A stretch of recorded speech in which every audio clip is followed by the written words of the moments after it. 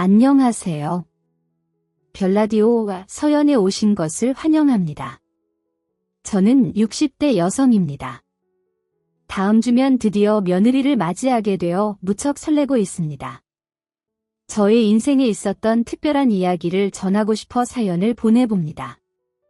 인복이 많아 늘 행복했던 저의 인생 이야기를 재미있게 읽어주세요. 어릴 때부터 지금까지 저를 둘러싼 사람들 중 나쁜 사람은 단 한 명도 없었습니다. 초등학교 때부터 고등학교 때까지 함께했던 단짝 친구는 책도 많이 읽고 똑똑하며 마음씨도 아주 따뜻한 친구였어요. 학창시절에 만난 선생님들도 하나같이 훌륭하신 분들이셨고 배울 점이 많은 분들이었습니다. 물론 사람과 사람 사이에는 작은 다툼과 마찰이 없을 수 없죠. 그런 일이 없는 사람이 어디 있겠어요?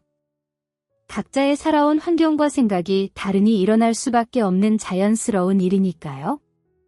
하지만 진정으로 큰 배신이나 상처를 받은 적은 한 번도 없었습니다. 이 정도면 인복이 많은 게 맞지요. 그런데 그 중에서도 저에게 가장 큰 행복을 주고 제 마음을 가득 채워준 사람은 바로 제 남편이었습니다. 남편과의 만남은 대학 시절이었어요. 제가 2학년이 되었을 때 남편이 군복무를 마치고 복학했는데 그 시절에는 복학생 선배들이 그렇게 멋있어 보였죠. 고작 2살 많을 뿐인데도 어른스럽고 군대를 다녀와서인지 동갑내기 남자애들보다 훨씬 의젓하고 터프해 보였어요. 저도 그랬어요. 복학생인 남편에게 첫눈에 반해버렸습니다. 그런데 제가 반한 이 복학생 선배는 다른 선배들과는 달랐어요. 다른 복학생 선배들은 후배 여자애들이 밥 사달라고 하면 기뻐하며 밥을 사주고 심지어는 부탁하지 않아도 불러내서 사주기도 했죠. 또 술자리에 끼려고 하기도 했고 군대에서 있었던 자랑거리나 좋은 술집 이야기로 으스댔어요. 그런데 남편은 전혀 그러지 않았습니다. 개강총회 술자리 한 번 나온 후 그 이후로는 밥이든 술이든 어떤 자리에도 나오지 않았어요. 남편은 늘 책을 한가득 들고 다니며 교내 도서관만 왔다 갔다 했습니다. 참 궁금했지만 밖에서 볼 수가 없으니 다른 선배들에게 물어봤습니다. 현근 오빠는 밥도 안 먹고 술도 안 마시고 책만 본대요. 현근이는 장학금 받으려고 공부 열심히 하는 거야? 군대 가기 전 1학년 때도 계속 수석으로 장학금 받았는데 너희는 모르겠구나.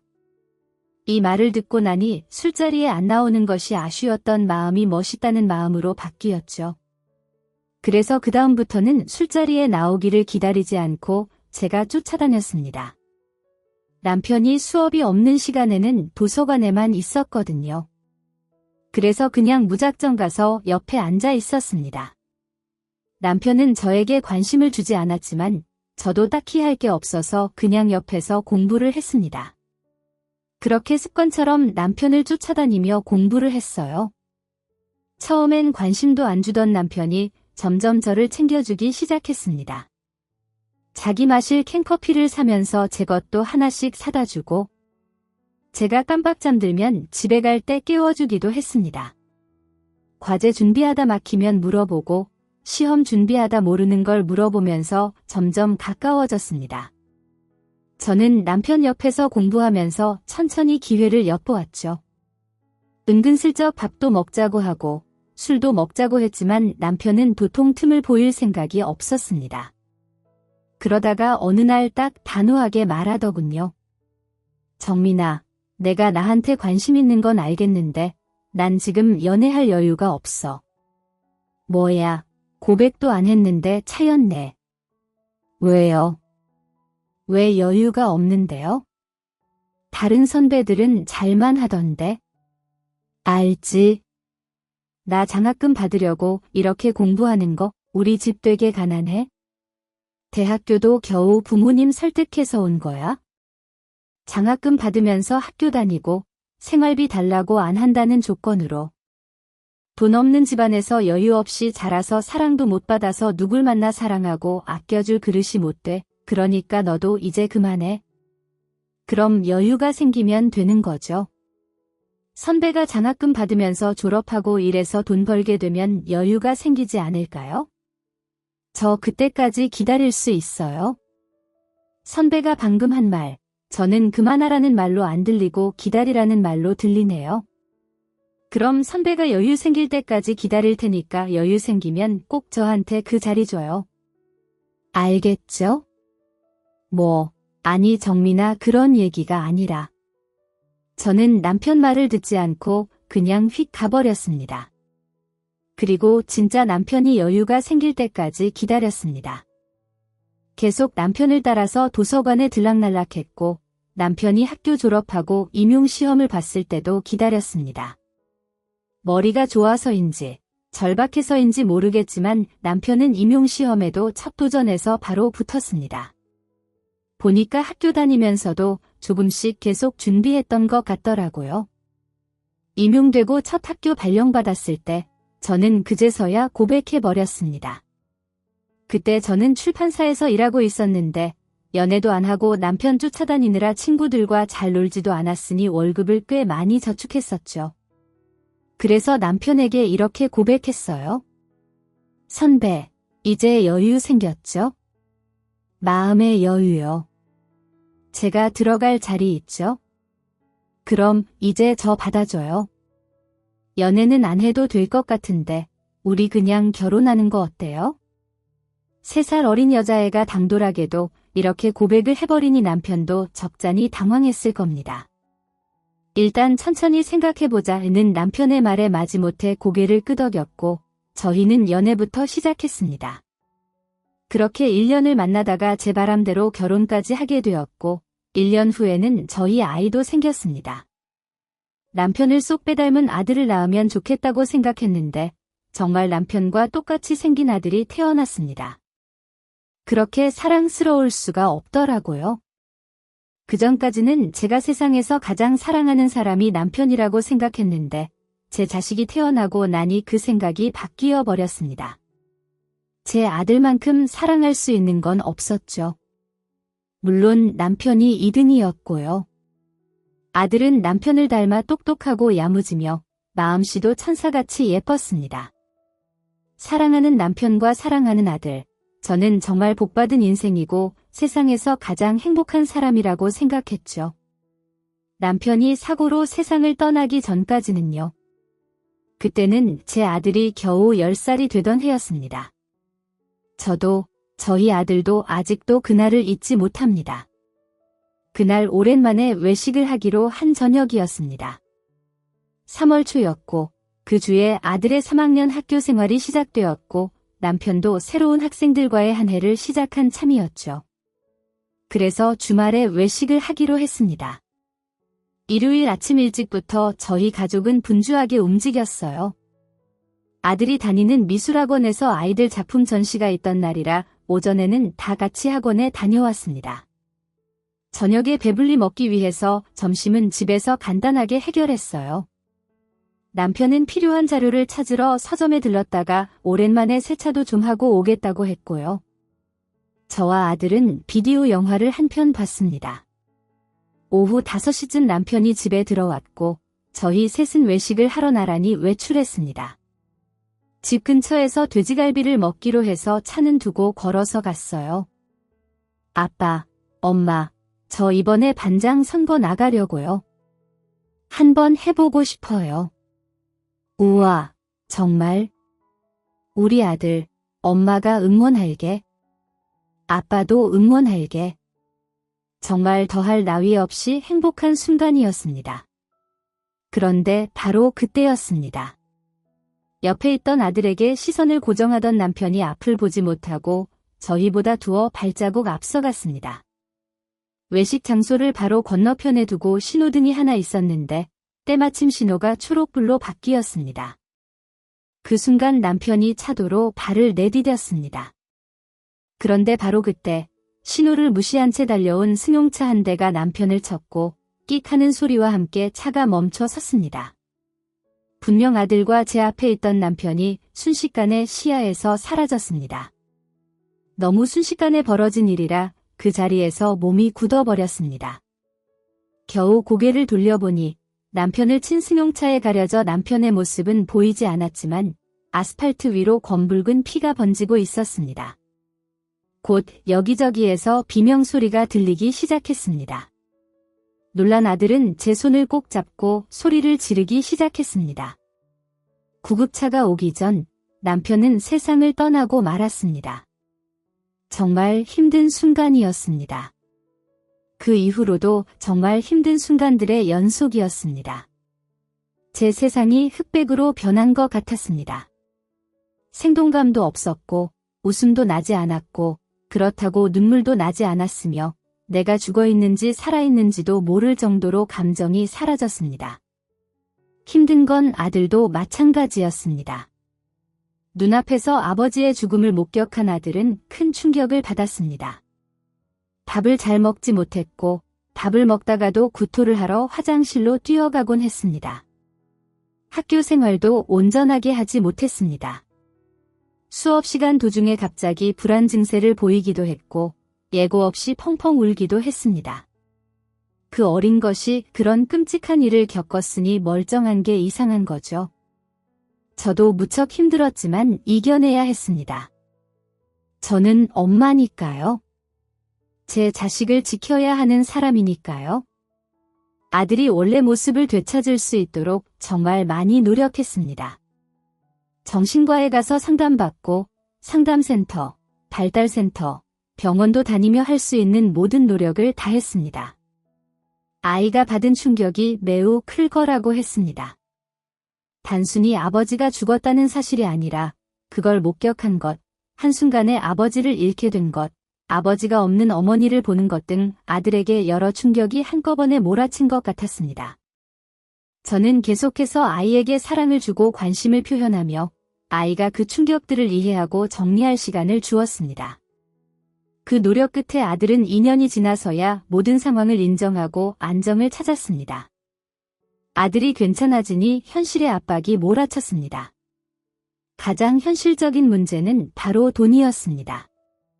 저는 12년 만에 다시 일을 시작했습니다. 혼자 애를 키우는 경력 단절된 아줌마가 할 수 있는 일이 뭐가 있겠어요? 시간제 알바라도 자리가 나면 감사하겠다고 생각했습니다. 그때 제 사정을 알게 된 지인에게서 연락이 왔습니다. 결혼 전에 출판사에서 일했을 때 알게 된 선배였는데 업계에서 인정받는 훌륭한 분이었습니다. 정민아, 잘 지내? 네, 언니. 어쩐 일이세요? 요즘 뭐 하나 궁금해서. 저야 뭐 똑같죠? 한번 볼까? 오랜만에 본 선배는 예전보다 훨씬 멋있어 보였습니다. 알고 보니 출판사를 하나 차렸다고 했습니다. 저 결혼하고 얼마 되지 않아서 회사에 일이 생겨나오게 되었는데 그때 바닥부터 시작해서 지금은 꽤 이름을 알리게 되었다고 했습니다. 그런데 제게 이런 말을 하더군요. 같이 일하자. 정민아. 네. 저 12년이나 쉬었어요. 언니, 이제 보는 눈도 없고 흐름도 끊겼는데요. 흐름 금방 탈 수 있어? 예전이랑 뭐가 다르겠니? 너 요즘 일자리 알아본다는 거 들었어? 우리 회사 들어와서 일해. 일 잘하면 돈 많이 줄게. 저는 그렇게 다시 출판사에 들어가서 일을 시작했습니다. 아직 손길이 많이 필요한 아들을 두고 알바도 아닌 회사를 다닌다는 게 맞는 걸까 싶었지만 제가 일한다고 하니 오히려 아들이 더 기뻐했습니다. 엄마 멋져요. 출판사 멋있다. 엄마 없이 괜찮겠어? 이제 고학년이고 학원도 더 늦게 끝날 텐데. 괜찮아요. 어차피 학원 버스 타고 다니잖아요. 걱정하지 마세요. 새삼 우리 아들이 많이 컸다는 생각이 들었습니다. 제 마음과 사정을 이해해준 아들 덕분에 저는 좀 더 마음 편히 회사를 다닐 수 있었습니다. 남편이 죽은 뒤 2년 동안 굴리지 않았던 자동차도 정비하고 세차해서 회사에 가지고 다녔습니다. 사실 그 일이 있고 운전대를 잡기가 너무 무서웠지만 차는 잘못이 없잖아요. 사람이 잘못한 거지. 그리고 언제까지 그 트라우마에 갇혀 있을 수는 없는 노릇이기도 했고요. 다시 회사를 다닌다면 잘 적응할 수 있을까 걱정했는데 선배 말대로 금방 흐름을 읽을 수 있었습니다. 오히려 결혼 전보다 보는 눈도 더 좋아지고 결정도 쉽게 내릴 수 있었습니다. 전보다 세상을 많이 살아서 연륜이 쌓인 건지 아니면 상황이 절박하다 보니 마음이 냉정해진 건지 모르겠지만 일은 잘 풀렸고 그만큼 월급도 넉넉하게 받을 수 있었습니다. 그렇다고 항상 순탄했던 건 아니었습니다. 아들이 갑자기 고열이 나서 일하다 말고 응급실에 뛰어가야 할 일도 있었고 마감을 안 지키는 작가와 한판 하다가 맹장이 터져서 구급차에 실려간 적도 있었고 아들이 중학생 때 처음으로 회장이 되어 반 친구들에게 햄버거를 사주느라 회사에 지각한 적도 있었고 시험을 망친 아들이 방에서 밤새 우는 소리를 듣다가 뜬 눈으로 밤을 새운 적도 있었습니다. 모두 다 담지는 못하지만 정말 많은 일들이 있었습니다. 좋은 일, 나쁜 일, 행복한 일, 서러운 일, 억울한 일, 기쁜 일 등 긴 시간 동안 많은 일이 있었는데 언제나 제 곁에는 아들이 함께 했습니다. 남편의 마지막을 본 충격으로 2년 동안의 긴 시간 동안 혼자만의 동굴에 빠져 있던 아들은 모든 걸 스스로 극복하고 이겨내면서 그 전보다 훨씬 더 많이 성장을 했습니다. 중학교 3년 내내 반에서 회장을 하더니 고등학생 때에는 전교 회장까지 했습니다. 아버지의 사고를 보고 어쩔 줄 몰라 하며 몸을 부들부들 떨던 아들이었는데 어느 순간부터는 아무렇지 않게 아버지 얘기를 하며 그리워했습니다. 그리고 그 계기로 아들에게 꿈이 생겼습니다. 엄마, 저 의사 되고 싶어요. 의사. 갑자기 수학 어렵다고 문과 간다면서? 그렇죠. 수학은 어렵긴 한데요. 뭐 어떡해요? 해야죠. 의사가 되면 아픈 사람들, 죽어가는 사람들 살릴 수 있지 않을까 해서요. 그래서 의사 되고 싶어요. 일단 성적은 맞춰뒀는데 더 노력해야죠. 이 얘기를 18살 때 처음 들었습니다. 그전까지는 전혀 모르고 있었는데 아들은 중학생 때부터 의사의 꿈을 키웠다고 하더군요. 그 마음이 얼마나 애틋하고 기특한지, 그리고 그런 생각을 하기까지 얼마나 마음고생을 했을지를 상상하니 마음이 아팠습니다. 아들은 혼자 성장했습니다. 누군가 그러더군요. 저도 교육학과 나왔고 남편은 선생님이었으니까 아들 공부를 엄청 시켰을 거라고요. 천만의 말씀입니다. 제가 교육학과 나와서 임용 안 보고 출판사에 들어간 이유가 가르치는 걸 못해서였어요. 공부를 하는 거랑 가르치는 건 너무 다르더라고요. 그쪽으로 재능이 없어서 진로도 바꿨고 아들한테도 공부 알려주거나 앉혀놓고 숙제 같이 해준 적도 없었습니다. 남편은 아들 6살 때 한글 숫자 정도만 알려줬고 초등학교 저학년 때는 둘이 같이 주말에 위인전 읽으면서 역사에 대해 알아보거나 같이 만화책 읽은 것 정도가 전부였습니다. 그렇다고 학원을 많이 보내지도 않았습니다. 너무 힘들 것 같아서 3학년 때부터 동네 공부방 보냈고 중학생 때는 학교 근처에 있는 큰 종합학원 하나 보냈습니다. 그 밖에 따로 과외를 하거나 논술을 하거나 그런 건 전혀 없었죠. 그러니 더더욱 이 애가 의대에 간 것이 사람들이 신기했나 봅니다. 아들은 혼자 준비하고 혼자 원선해서 스스로 의대에 떡하니 붙었습니다. 뭐 어디에 붙었다고 의대요? 엄마 의대 저 이제 의대생이라고요. 어머나 세상에 어머나 우리 아들 최고다. 우리 아들이 최고야? 그날 일하다가 말고 덩실덩실 어깨춤을 췄습니다. 제 전부인 아들이 자신이 원하는 꿈에 한 발짝 다가가는 그 순간이란 정말 벅차는 감정 그 이상이었습니다. 의대 들어가고서 아들은 더 열심히 공부를 했습니다. 분명 고생 많은 고 새 시절은 다 끝났는데 당장 내일 시험 보는 사람처럼 공부를 엄청 하더라고요. 아들 너무 열심히 공부하는 거 아니야? 대학생 되면 친구들하고 술도 먹고 놀기도 해야 하는 거 아닌가? 엄마 과제가 너무 많아요. 공부 잘하는 애들도 많고요. 저는 솔직히 제가 공부 되게 잘하는 줄 알았는데 의대 가니까 전혀 아니에요.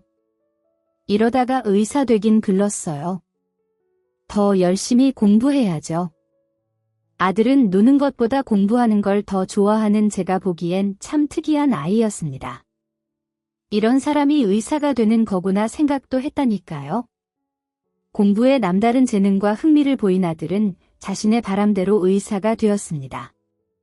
그리고 서울에 있는 병원에서 일을 하게 되었죠. 엄마 괜찮으시겠어요? 혼자서 괜찮지? 그럼 엄마가 무슨 애도 아니고 일하느라 바빠서 외로울 틈도 없을 걸 병원 들어가면 거의 병원에서 산다고 하더라고요. 집 들어갈 시간도 없이요. 그래서 자주 뵈러 못 내려올 텐데 정말 괜찮으시겠어요?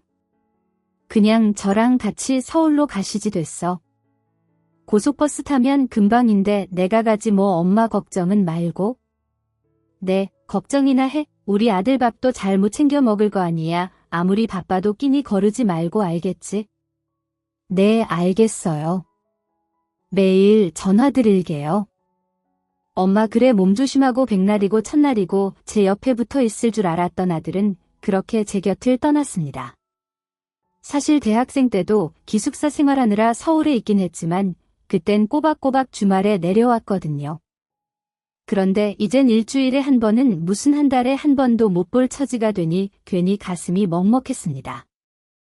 그래서 일주일에 한 번 아들 혼자 사는 집에 가서 반찬도 채워놓고 아들 병원에 가서 잠깐 커피도 한잔하고 다시 내려오고 했습니다. 처음엔 그렇게 일하다가 일주일에 한 번 보러 가면 버틸 만하더라고요. 그런데 아들 서울 가고 한 3년 후였나 제가 회사를 그만두게 되었습니다. 나이도 있고 회사 사정도 안 좋아지면서 자연스럽게 그렇게 된 거였죠. 일을 안 하니까 너무 심심하더라고요. 집에서 혼자 운동도 하고 드라마도 보고 청소도 하고 책도 읽는데도 심심했습니다. 그래도 추억이 가득한 그 집을 떠나기는 싫어서 그럼 정말 남편의 흔적이 없으니까요. 또 서울 가면 복잡하고 사람도 너무 많잖아요. 거기 아는 사람이 있는 것도 아니고요. 그래서 그냥 혼자 그렇게 생활을 했습니다. 그렇게 시간이 흘러서 아들이 레지던트 마친 직후였습니다. 엄마 병원 한번 오세요. 건강검진 한번 하셔야죠. 너 바쁜데 건강검진은 무슨 됐어? 엄마 건강은 엄마가 챙길 게 아니에요. 제가 하는 게 뭐가 있어요? 예약만 잡아드리면 되는데 아유 괜찮은데 그 큰 돈을 뭐 하러 써? 이렇게 쓰려고 돈 버는 거라고요. 엄마 편하신 날짜 알려주세요. 제가 예약 잡을게요. 엄마가 아들 잘 둔 덕분에. 알겠어 엄마가 시간 보고 문자 남길게. 나라에서 건강검진 받으라고 할 때마다 꼬박 받기는 했지만 정밀하게 검사를 받는 건 처음이었습니다. 나이도 있어서 그런가 괜히 긴장되고 떨리고 그러더라고요. 맹장 수술도 한 번 한 적이 있어서 더 떨렸었죠. 그래서인지 건강검진을 받기로 한 날 아침에 일찍이 눈이 떠졌습니다. 아들한테 문자가 와 있더라고요. 엄마 저 엄마 오시기 전에 수술 들어가야 해서 터미널로 마중 못 나갈 것 같아요. 죄송해요. 엄마 병원 도착하실 때쯤에 수술 끝날 것 같아요. 그 전에 연락 안 될 수도 있으니까 조심히 오세요. 엄마 아들 병원이라면 몇 년 동안 수도 없이 가봤기에 전혀 어려울 게 없었습니다. 시간이 꽤 많이 남아서 느긋하게 준비를 하고 집에서 나섰습니다. 심장이 두근두근 너무 떨려서 오히려 더 천천히 준비를 했습니다. 마음을 좀 진정시키려고요. 터미널 가는 시간도 다 계산하고 가서 표 끊는 시간까지 계산을 해서 여유 있게 택시를 탔어요. 그런데 너무 이른 시간에 눈을 떠서 그런가 택시 타니까 스르르 긴장이 풀리더라고요. 그래서 저도 모르게 깜빡 잠이 들었습니다. 얼마나 잤는지 모르겠습니다. 화들짝 놀라서 눈을 떴는데 처음 보는 길이더라고요. 기사님 여기가 어디예요? 아이고 사모님 죄송합니다. 제가 길을 잘못 들어서 제가 이 동네는 처음이라. 네 아니 지금 시간이 죄송합니다. 정말 죄송해요. 지금 다시 길 찾아서 가고 있으니까 한 20분이면 도착할 겁니다. 20분이면 도착한다고 했는데 30분을 넘기고서야 터미널에 도착했습니다. 원래 같으면 택시 타고 30분도 안 걸리는 거리인데 1시간을 넘게 헤매다가 터미널에 도착을 한 겁니다. 제가 타려고 했던 버스의 시간이 간당간당하더라고요. 저는 서둘러서 화장실에 들리고 얼른 표를 끊으러 갔습니다. 그런데 지갑이 안 보이는 겁니다. 분명 택시에서 내릴 때 계산을 했는데 지갑이 온데간데 없었습니다.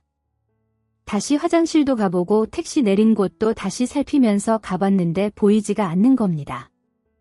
진짜 귀신이 곡할 노릇이었습니다. 보연듯 아들이 전화로 신신당부했던 것이 머릿속을 스쳤습니다. 엄마 어렵게 잡은 건강검진이라 예약 시간 늦으면 안 돼요. 엄마 검사 마치시면 저 또 수술 들어가야 해요. 촬영하는 검사들은 시간 약속 잘 지켜야 하니까 꼭 시간 맞춰서 오세요. 이번에 못 받으면 또 한참 기다려야 해요. 이걸 어떻게 해야 하나? 식은땀이 줄줄 났습니다. 터미널에 있는 쓰레기통도 다 들여다보고 주변도 한 바퀴 돌아보고 허리 숙여가며 의자 밑에도 다 살피는 사이에 제가 타야 하는 버스는 이미 떠나고 말았습니다. 저는 일단 표 끊는 곳으로 갔습니다. 안녕하세요. 제가 서울에 급하게 가야 하는데 지갑을 잃어버려서 아이고 이걸 어떻게 진짜 식은땀을 줄줄 흘리며 어쩔 줄을 몰라 하니까 안에 앉아있던 직원이 급하게 밖으로 나왔습니다.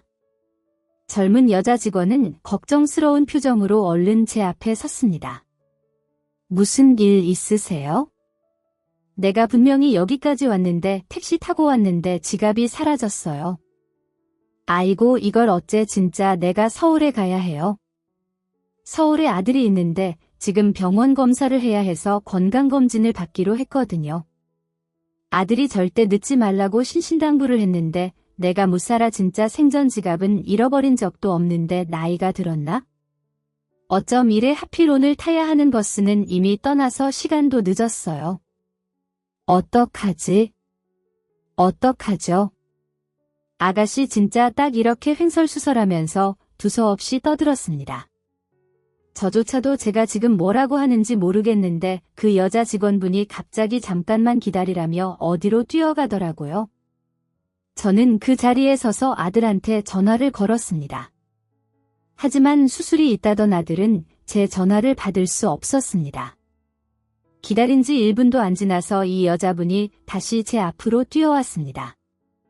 한 손에는 종이와 펜, 다른 한 손에는 지갑을 들고 말이죠. 지갑 무슨 색인지는 알고 계시죠? 저희가 한번 찾아볼 테니까 지갑 생김새랑 성함 전화번호 남겨주세요. 그 빨간색의 크기는 한 이만하고 안에 신분증도 있어서요. 유정민 전화번호도 알려줄게요.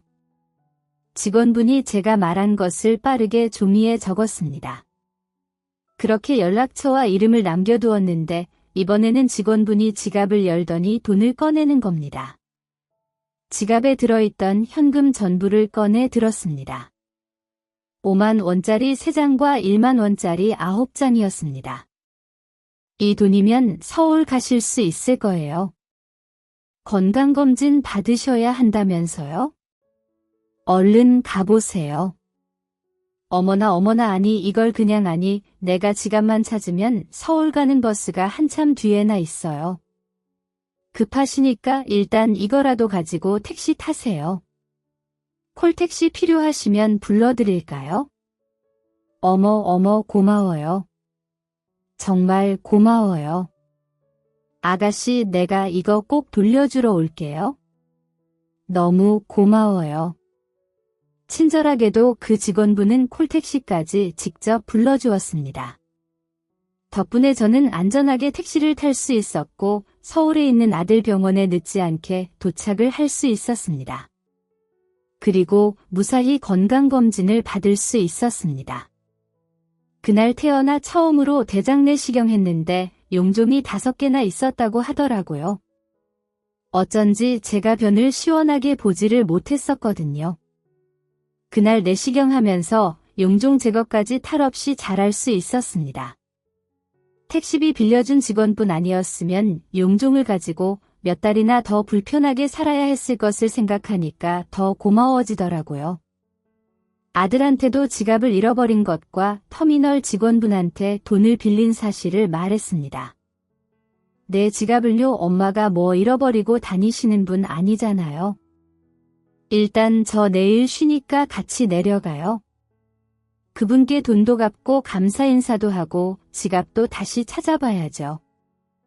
그래, 그러자 카드는 분실 신고하셨어요. 제가 해드릴게요. 엄마 주로 쓰시는 카드가 뭐였죠?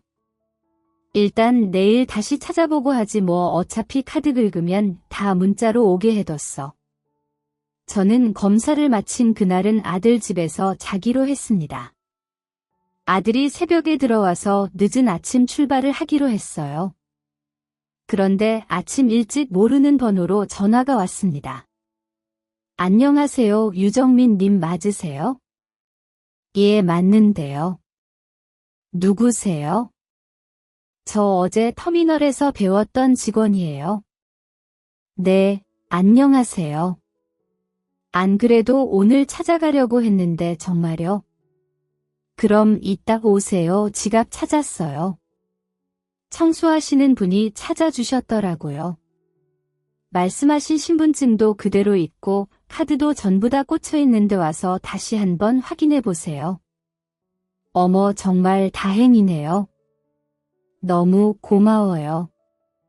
이따 점심쯤에 갈게요. 너무 다행이었습니다. 저는 아들이 일어나자마자 밥도 거르고 차에 올라탔고 제 지갑이 있는 터미널로 향했습니다. 제가 도착하기 전에 제 지갑을 가지고 있는 직원한테 제 도착 시간을 문자로 남겨놨었거든요. 그러니 친절하게도 제가 도착하는 시간에 맞춰 지갑을 들고 터미널 입구에 나와 있더라고요. 안에 있지? 뭐 하러 나와 있어요? 얼른 돌려드리고 싶어서요. 어차피 지금 점심시간이라 일도 없어요. 너무 고마워요. 그럼 밥도 못 먹고 기다린 거예요? 제 물음에 그 여자 직원은 대답 대신 미소를 보였습니다. 보아하니 저를 기다리느라 끼니도 거른 듯했습니다. 열심히 일하는 사람이 밥도 못 먹고 그럼 어떡해요? 우리 이것도 인연인데 내가 밥 살게요. 얼른 따라와요. 점심시간이 길지 않아서 얼른 끼니를 해결할 수 있는 터미널 근처 순두부집에 들어갔습니다. 아들과 저와 그 여자 직원 셋이 자리를 잡고 앉았습니다. 여자 직원분이 찾아준 지갑에는 카드랑 현금 모두 그대로 전부 다 있었습니다. 그대로네. 다행이다. 다행이야. 너무 고마워요. 덕분에 찾았어요. 어제도 덕분에 검사 잘 받았고요. 아니에요. 당연히 해야 할 일을 했을 뿐인데요. 뭐 검사 잘 받으셨다니 정말 다행이에요. 요즘 보기 드문 참 착하고 예의 바른 아가씨라고 생각했습니다. 그런데 제 옆에 앉아있는 아들 녀석이 말 한마디를 안 하더라고요. 그렇게 말이 없는 애가 아니라 왜 이러나 생각했다가 전날 수술 때문에 피곤한가 하고 대수롭지 않게 생각했습니다. 그러다 식사 다 마치고 그 여자 직원분하고 헤어지려니까 그제서야 딱 한마디를 하더라고요. 아, 어머니께서 빌려간 돈 돌려드려야 하는데 제가 지금 현금이 없어서요. 연락처 주시면 제가 문자 드릴게요. 문자로 계좌 알려주세요. 오늘 바로 돈 보내드릴게요. 여자 직원은 알겠다며 곧장 핸드폰 번호를 알려주었습니다. 아들이 그날 집에 돌아가서 제가 빌린 돈을 다 그 여자한테 돌려주었습니다. 그 사건은 그렇게 단순한 해프닝으로 끝이 나는 줄만 알았습니다. 다시 터미널 직원분을 만날 일도 없을 줄 알았죠. 그런데 한 1년 뒤에 저는 다시 그 여자분과의 인연이 생기게 됩니다. 제가 지갑을 잃어버리고 서울을 안 갔던 게 아닙니다. 계속 꾸준히 아들을 보러 갔습니다. 그때 그 여자분을 본 적도 있었지만 못 본 적이 훨씬 많았습니다. 1년 동안 두어 번 만나봤을 때도 제가 버스 시간 때문에 대충 인사만 하고 헤어진 정도였습니다. 그런데 제가 지갑 잃어버린 후 1년이 지난 어느 날이었습니다. 엄마, 저 여자친구 소개해 드리려고요. 같이 갈게요. 시내에 식당 알아봤어요. 거기서 봬요. 단 한 번도 여자친구 있다는 말도 안 꺼낸 아들이 자기 여자친구를 소개해 준다고 하더라고요. 깜짝 놀랐습니다. 대체 어떤 사람이길래 만난다는 것도 말을 안 했나 궁금하기도 하면서 대체 어떤 사람이길래 아들이 제게 소개를 해준다는 건가 했습니다. 괜히 긴장되는 마음으로 약속 장소에 나갔습니다. 익숙한 아들의 뒷모습이 보이고 그 옆에는 하늘색 원피스를 입은 긴 머리의 여자 뒷모습이 보였습니다. 아들이 먼저 저를 발견하고 자리에서 일어났고 옆에 있던 아들의 여자친구도 따라서 일어나 뒤를 도는데 정말 깜짝 놀랐습니다. 터미널에서 제 지갑을 찾아주었던 그 여자 직원인 겁니다. 어머, 이게 뭐야? 두 사람 뭐야? 엄마 놀라셨죠? 아들이 해벌쭉 웃더라고요. 사건의 전말은 이랬습니다. 터미널에 제 지갑을 찾으러 갔던 그날 아들이 여자 직원분께 첫눈에 홀랑 반했다더라고요. 이상하게 그날 말이 전혀 없던 아들은 일 때문에 피곤했던 것이 아니라 예쁜 여자를 앞에 두고 너무 떨려서 말이 안 나왔던 거였습니다. 그러다가 마지막에 용기 내서 돈을 갚는다는 핑계로 전화번호를 물어봤다더라고요. 저는 아들이 그런 생각을 하고 있는 줄은 꿈에도 몰랐습니다. 그 이후 두 사람은 서로가 있는 지역을 오가면서 1년 동안이나 만남을 이어갔다고 했습니다. 생각해보니 근 1년간 아들이 집에 자주 온 것 같긴 했는데 아들이 언지를 주지 않아서 저는 전혀 모르고 있었거든요. 그런데 마음이 전혀 속상하지 않고 너무 기뻤습니다. 오래 본 건 아니었지만 그 여자 직원분이 참 괜찮은 사람이라는 건 아주 잠깐 봐도 알 수 있는 사실이었거든요. 아들이 이렇게 착하고 예의 바른 여자와 만나고 있다니 오히려 마음이 좋았습니다. 엄마, 저희 결혼하고 싶어요. 어머, 너무 좋지? 엄마는 무조건 찬성이야. 아들, 그럼 그쪽 어른은 만나봤어? 엄마도 한번 배워야 하지 않겠니? 나를 상의해서 잡아야지. 엄마는 언제든 괜찮으니까 편하신 날 알려달라고 해. 제 말에 제 예비 며느리가 입을 꼭 닫았습니다. 대신 아들이 조심스럽게 입을 열었어요. 저 엄마, 장모님, 장인어른이 돌아가셨어요. 3년 전에요. 두 분 다 교통사고로 돌아가셨대요. 어머, 내가 말 실수를 했네. 미안해요. 그랬구나. 어머, 마음고생이 많았겠네. 그럼 엄마는 뭐든 좋으니까 너희끼리 날짜 정하고 식장 정하고 해. 혹시 엄마 도움 필요하면 언제든지 말하고. 고마워요. 엄마, 젊은 아가씨가 부모님도 없이 마음고생이 심했겠구나 생각했습니다. 그때 듣게 된 이야기인데 제가 지갑을 잃어버린 날 며느리가 저를 보고 자기 엄마가 생각이 났대요. 외모도 스타일도 전혀 닮은 구석이 없었는데 그냥 느낌이 그랬답니다. 그래서 생판 모르는 저를 위해 지갑을 열어 전 재산을 제게 주었던 거고요. 이렇게 인연이 되려고 그랬나 보다 생각했습니다. 하지만 저희도 모르는 사이에 저희의 인연은 꽤나 오래전부터 시작되고 있었습니다. 아들과 며느리는 결혼식 한 달 전부터 같이 살게 되었습니다. 아들의 병원이 있는 서울에 올라가서 저까지 함께 셋이서 살기로 했습니다.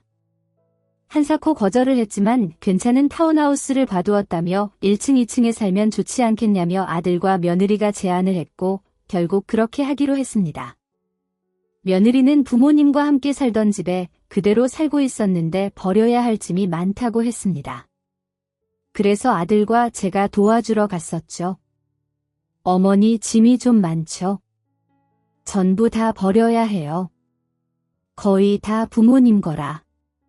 아이고, 이 짐들을 다 혼자 정리하려고 했어. 진작에 말하지 그랬어. 셋이 하면 금방 할 것을 며느리는 부모님의 짐을 정리하지 못하고 있었습니다. 괜히 울컥하더라고요. 저도 남편의 짐 중에 정리하지 못한 게 많았기 때문이었죠. 한참 버릴 것들을 정리하다가 어느새 점심시간이 되었습니다. 배달 음식으로 대충 끼니를 해결하고 커피 한 잔을 하면서 쉬는데 아들과 며느리가 앨범을 가지고 오더라고요. 엄마 아무리 돌아가셨다지만 사돈댁에 인사나 하셔야지. 어머 그거 앨범이니 궁금했는데 내가 봐도 되는 거지? 며느리가 제 옆에 꼭 붙어서 앨범을 한 장 한 장 넘기면서 얘기를 해주었습니다. 앨범 안에는 며느리가 아기였을 때 사진도 있었고 유치원 시절도 있었습니다. 그리고 너무 궁금하던 사돈댁의 모습도 남아 있었습니다. 며느리의 손을 잡고 있는 모습도 있고 초등학교 입학식 사진에서도 보였습니다. 그런데 사돈어른의 모습이 어딘가 낯이 익더라고요. 옛날 사람이 다 거기서 거기처럼 생겼으니 그렇겠지 하는데도 이상하리만큼 눈에 익었습니다. 이상하다. 왜 이렇게 낯이 익지 어디서 봤더라 어머니 저희 아버지를 아세요? 아니 아는 건 아닌데 이 사진 그러다가 사돈댁의 결혼식 사진이 나왔습니다. 그런데 말이죠. 진짜 그 순간 무서울 만큼 온몸에 소름이 오소소 돋았는데요. 그게 뭐였냐면 그 결혼식 사진에 제 남편이 있는 겁니다. 신랑 친구 쪽에 당당하게 어깨를 쫙 펴고 서 있는 남편의 모습이 눈에 바로 들어왔습니다. 어머 이게 뭐야? 제가 깜짝 놀라 소리를 지르자 아들이 쪼르르 와서 사진을 살펴보았고 아들도 금방 남편을 찾아내었습니다. 그제서야 생각이 났습니다. 사돈어른의 이름을 들었을 때도 어딘가 익숙하다 생각을 했거든요. 제가 아들을 임신하고 막달의 남편이 친구 결혼식에 간다고 한 적이 있었습니다. 친한 친구예요. 고등학교 동창 우리 결혼식에도 왔었는데 기억이 안 나 그날 누가 왔었는지 어떻게 기억해요? 정신이 하나도 없었는데 하긴 그럼 나 다녀올게 금방 올게. 정민아. 그리고 그날 밤에 제가 양수가 터져서 병원 가서 다음날 아침에 아들을 낳았습니다. 그래서 제가 똑똑히 기억하고 있는 거거든요. 그런데 그게 바로 사돈댁이었다니 너무너무 신기했습니다. 이건 바로 제 남편과 사돈어른이 만들어준 운명이 아닐까 생각도 했습니다. 아니 생각만 아니라 그렇게 믿고 있습니다. 그렇지 않고서야 이 희한한 인연을 어떻게 설명할 수 있겠어요? 그 놀라운 인연을 알게 된 지도 벌써 한 달이 지나 다음 주면 저희 아들과 며느리의 결혼식입니다. 한 길 사람 속 모른다고도 하고 인생사 한 치 앞도 모른다고들 하지만 제가 분명히 확신하는 것이 하나 있습니다. 이 애들은 분명 잘 살 겁니다. 이건 제가 장담할 수 있습니다. 둘 다 착하고 똑똑한 아이들이라 분명 잘 살 겁니다. 특히 제 며느리 알고는 있었지만 어찌나 야무진지 모릅니다. 고향에 있던 터미널 그만두고 요즘 며느리는 공부를 하고 있어요. 아들이 밖에서 바삐 일하니까 며느리가 저 외로울 것 같다고 집에서 할 수 있는 일 해보겠다며 학원을 다니더라고요. 제가 컴퓨터 같은 건 아예 몰라서 잘 모르겠는데 컴퓨터로 일하는 거 공부하고 있습니다. 어찌나 똑부러지고 제 생각을 끔찍하게 하는지 요즘엔 아들보다 며느리가 더 제 자식처럼 느껴집니다. 앞으로 사돈댁 대신해서 제가 많이 아껴주고 챙겨주고 사랑해주려고 합니다. 저 좋은 시어머니가 될 수 있겠죠? 우리 애들 그리고 저 앞으로도 이렇게 행복하게 살고 좋은 일만 가득하길 응원해주세요. 지금까지 사연 들어주셔서 감사합니다. 사연이 재미있으셨다면 구독과 좋아요를 눌러주세요. 감사합니다. 안녕히 계세요.